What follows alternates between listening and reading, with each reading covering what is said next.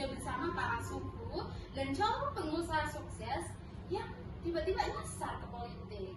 Nah, di sini sudah bersama Kak April, si pakar digital marketing, yang kalau ngejelasin politik itu tuh pakai analogi algoritma, guys. Ya siap Lita, kadang emang sistem politik itu kayak SEO ya, keywordnya sudah bersembunyi.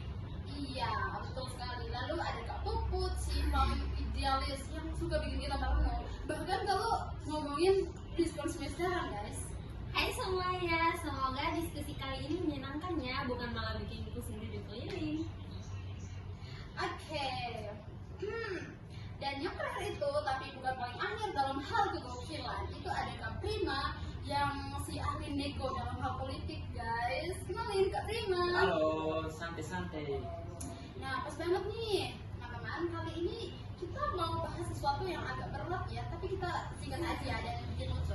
Nah, ini tuh tentang sistem politik dan juga sistem ekonomi pasar era digital. Ngomongin politik itu bikin males aja ya, guys. Jujur, saya kalau disuruh bahas politik di kampus itu biasanya nyerahin ke anak HI sih. Tetapi begitu ada embel-embel digital langsung deh mata melek. Tapi bukan era digital ini justru bikin politik jadi lebih dekat ke kita sih, ke kita ya. Coba deh, berapa banyak dari kalian yang tahu berita politik dari TikTok atau Twitter bukan dari koran? Betul sekali. Sekarang politis harus punya influencer politik yang bagus. Karena sekarang banyak caleg-caleg yang sudah mempunyai akun TikTok lebih dari para pengikutnya. Nah, itu dia. Jadi menurut kalian sistem politik sekarang ini masih sebagian konvensional atau udah mulai sama teknologi? Kalau dari sisi digital marketing sih ini peluang sekaligus tantangan besarnya sih. Peluangnya itu kampanye bisa lebih efektif, target audiensnya bisa lebih banyak lagi, dan ada juga tantangannya, yaitu dimana kalau ada hoax atau kampanye hitam itu nyebarnya cepet banget, kayak viral marketing, tapi ini hanya viralnya bukan untuk kebaikan tapi keburukannya doang gitu. Susah juga ya. Tapi kan dua sisi mata uang ya, Bill. Digitalisasi memang memudahkan akses informasi, tetapi juga mempermudah penyebaran disinformasi.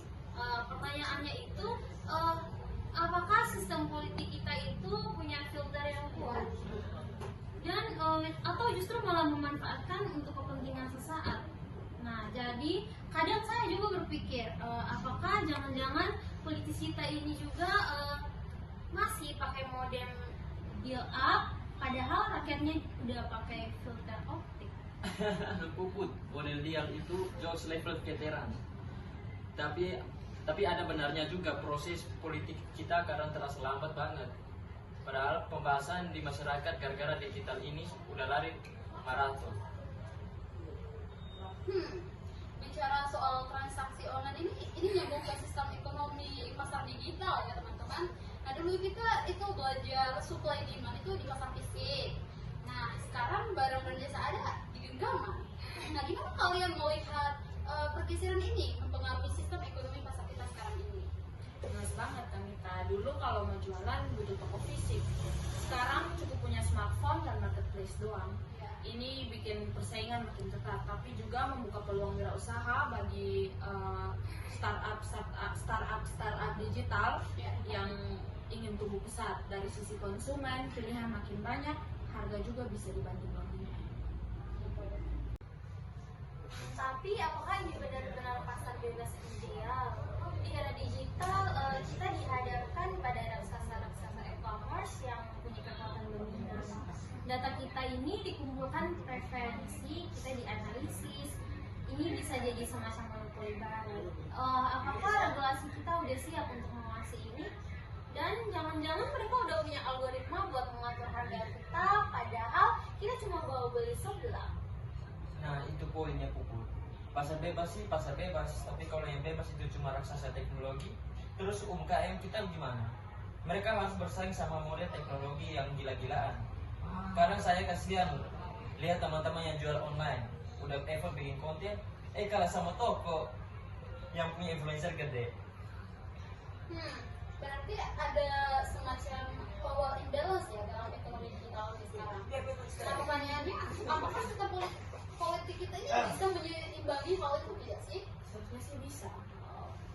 kadang politik itu juga punya kepentingan sendiri. Regulasi bisa jadi alat untuk melindungi kelompok tertentu atau malah jadi hambatan bagi inovasi. Idealnya pemerintah harus jadi fasilitator, bukan cuma regulator.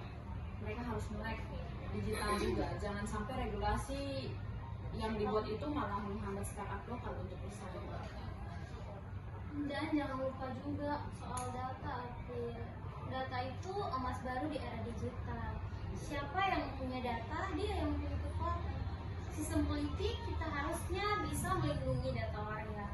Apa yang terjadi kalau data-data penting kita itu jatuh ke tangan yang salah atau mungkin dipakai buat manipulasi politik? Kalau saya sih ke depan kalau baca syarat dan ketentuan aplikasi langsung skip aja, padahal itu data dari aplikasi doang. Setuju. Makanya kalau ada orang yang ngomongin big data, saya langsung mikir, wah ini pasti jualan apa lagi nih? Atau mau ngumpulin data buat pemilu? Jangan-jangan nanti ada caleg yang kampanye pakai data profesi histori kita. Oh, wow, itu sih kreatif banget ya Kak Prima. Iya. Tapi jadi saya juga sih. Ini juga yang bikin saya mikir hal ini. Gimana dengan partisipasi politik di era digital sekarang ini? Soalnya kan dulu itu partisipasi itu datang ke TPS, ikut RT atau RW. Nah sekarang tinggal klik like atau share gitu di media sosial. Nah, apakah itu cukup? Mas kalian gimana sih? Nah, ini itu pertanyaan yang krusial sih. Selektifin istilahnya, merasa sudah berpartisipasi dengan like postingan, padahal aksi nyatanya itu nol. Nah, atau malah ikut-ikutan trending topik, malah memahami isunya. Ini bisa jadi ilusi partisipasi nih Kak, politik jadi gampang. Tapi di sisi lain, digitalisasi juga memberi ruang bagi suara-suara yang selama ini terpinggirkan gitu. Gerakan sosial bisa tumbuh lebih cepat lewat media sosial, petisi online bisa viral, crowdfunding untuk isu-isu sosial juga makin marak. Itu kan sisi positifnya yang tadinya cuma bisa protes di jalan, sekarang jadi protes dari kamar sambil ngopi. Betul. Saya ingat dulu pas ada isu lingkungan, kita bisa retweet sampai ribuan kali dan pada akhirnya pemerintah respon. Itu kan efektif juga. Atau pas ada mahasiswa yang bikin gerakan minta transparansi anggaran kampus lewat TikTok. Jadi digitalisasi ini semacam pisau bermata dua juga ya buat partisipasi politik sekarang ini. Bisa jadi tool yang kuat untuk perubahan, tapi juga bisa jadi jebakan ilusi juga, ya enggak sih? Dan ini juga ada hubungannya sama literasi digital dan pendidikan politik. Nah, kalau masyarakatnya nggak melek digital, nggak bisa bedain mana berita valid atau hoax. Ya, sama aja bohong sih. Mungkin mereka akan mudah dimanipulasi juga. Kan pemerintah punya PR besar di sini. Bukan cuma bangun infrastruktur internet, tapi juga edukasi digital mungkin. Setuju banget Puput, ini PR kita semua sih sebagai mahasiswa administrasi bisnis. Kita harus ingat menganalisis informasi, jangan gampang telan mentah-mentah. Jangan cuma bisa bikin campaign produk, tapi juga bisa bikin campaign literasi digital yang lain. Dan jangan lupa di era digital ini privasi data jadi mati rantang. Siapa yang bisa jamin dan milik nggak bocor atau data kita pas belanja online dan salah gunakan buat politik. Saya pernah dengar ada partai yang bisa tahu preferensi politik seseorang dan riwayat belanjanya. Itu sih parah banget sih Kak Prima. Tapi bukan tidak mungkin kan? Jadi bagaimana sistem politik kita seharusnya merespon isu privasi ini? Nah, apakah sudah ada regulasi yang kuat? Belum. Itu sih jadi pertanyaannya sekarang. Idealnya sih harus ada, tapi praktiknya mungkin masih jauh ya. Undang-undang perlindungan data pribadi kita itu baru disahkan beberapa tahun lalu sih, dan implementasinya masih banyak celah. Nah, sementara di luar sana itu teknologi udah ini lari spirit kan, dan kita itu harusnya belajar dari negara-negara maju yang udah punya kerangka hukum yang kuat soal privasi data kita. Ini juga juga tantangan buat perusahaan teknologi. Mereka punya kekuatan besar, tapi juga punya tanggung jawab sosial yang besar. Jangan cuma kejar profit doang, tapi juga pikirkan dampak sosial dan politik dari teknologi yang mereka kembangkan. Oke. Sekarang kita geser lagi ya ke ekonomi digital. Ya teman-teman. Tadi kita bahas soal power imbalance antara raksasa e-commerce dan juga UMKM ini. Seru banget sih. Tapi bagaimana dengan kesenjangan digital itu sendiri? Nggak semua orang punya akses internet kan? Nah, apalagi di daerah pelosok-pelosok itu sangat disayang sekali sih. Mas kalian bagaimana? Nah ini penting. Di Kupang aja masih banyak daerah yang sinyalnya putus nyambung. Apalagi di pedalaman, di mana mau bersaing ekonomi digital, kalau akses internetnya saja sudah susah.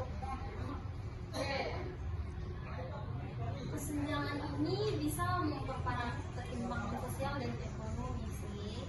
Yang punya akses dan literasi digital tinggi, mereka itu bisa menikmati peluang di ekonomi digital.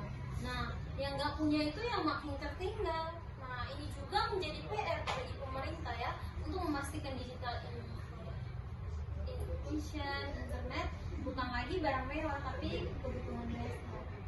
Nah, dari sisi bisnis juga ini jadi tantangan kalau pasar kita belum merata akses digital.